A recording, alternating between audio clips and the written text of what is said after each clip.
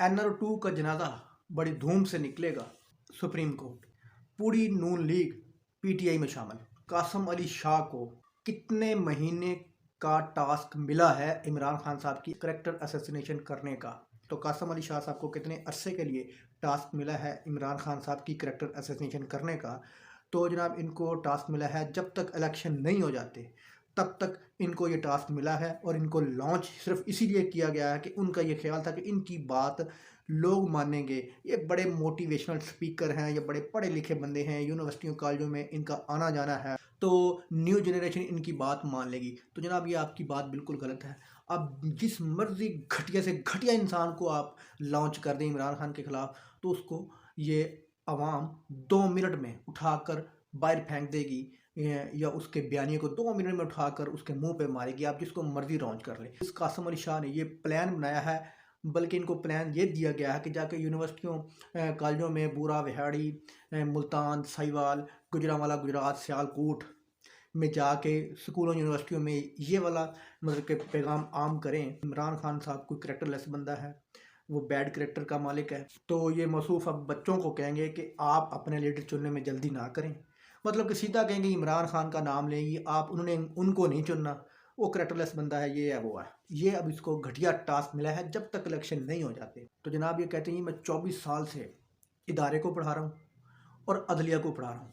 मेरा ख्याल है कि आपके पढ़ाने का असर ये हुआ है 24 साल के तक जो आपने पढ़ाया है वो सिर्फ यही पढ़ाया है इदारों को कि लोगों को नंगा कैसे करना है, लोगों को नंगा करके वीडियो कैसे बनानी है, ठीक है, फिर वीडियो बना के उसके उनके बच्चों को कैसे भेजनी है, और सिलेक्टेड फैसले इदारों ने कैसे करने हैं, लोगों के मामलात को बैलेंस कैसे करना है। जिस तरह के पिछले दिनों लाहौर हाई कोर्ट ने कहा ये हम मामलों को बैलेंस कर रहे हैं। सिलेक्टेड फैसले फ़ोन पे किसी के प्रेशर में आकर फैसले कैसे देने हैं। मेरा ख्याल है कि आपने यही तालीम दी होगी 24 सालों से। आप कह रहे हैं ना अदलिया और इदारों को मैं पढ़ाता रहा हूँ। तो मेरा ख्याल है कि जो इदारों का ये हाल है, हमारे इदारों का, इंसाफ के इदारों का या दूसरे इदारों को समझ लें, तो मेरा ख्याल है कि यह आपकी घटिया तालीम की ही बदौलत है जो कि आप कहते हैं मैं 24 साल से इनको तालीम दे रहा हूँ। अगली खबर यह है कि जी NR2 का जनाजा बड़ी धूम से निकलेगा। सुप्रीम कोर्ट ने ये वाज़ेह ऐलान कर दिया है कि जो इन्होंने तरमीमें बिल पास किए हैं असम्बली में, जो कि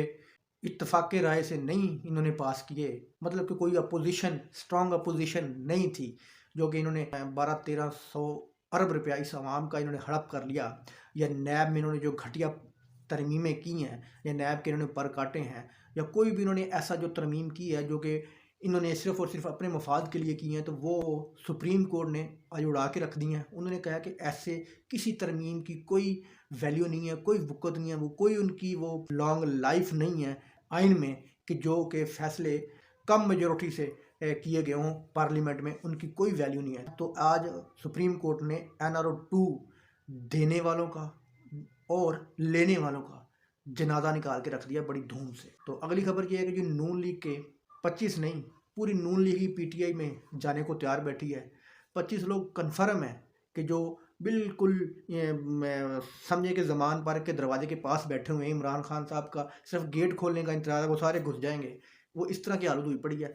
तो इतलात ये आ रही हैं कम से कम 40 लोग तैयार हैं इमरान खान के साथ पीटीआई में शामिल होने के लिए और इस नून लीग को खुड्डे लाइन लगाने के लिए। वो मौजूदा MNAs हैं, कुछ वुज़रा हैं, मैं उनकी बात कर रहा हूँ। साबिक या हरे हुए लोगों की बात नहीं कर रहा, जो जीते हुए नून लीग के लोग हैं उनकी बात कर रहा हूँ। 40 से ज़्यादा लोग हैं जो कि इमरान खान के समझे कि ज़मान पार्क के दरवाजे पर बैठे हैं और गेट खुलने का इंतज़ार करें कब गेट खुले और हम अंदर घुस जाए। दोस्तों वीडियो अच्छी लगी तो लाइक करना, चैनल को सब्सक्राइब करना। अल्लाह हाफ़िज़।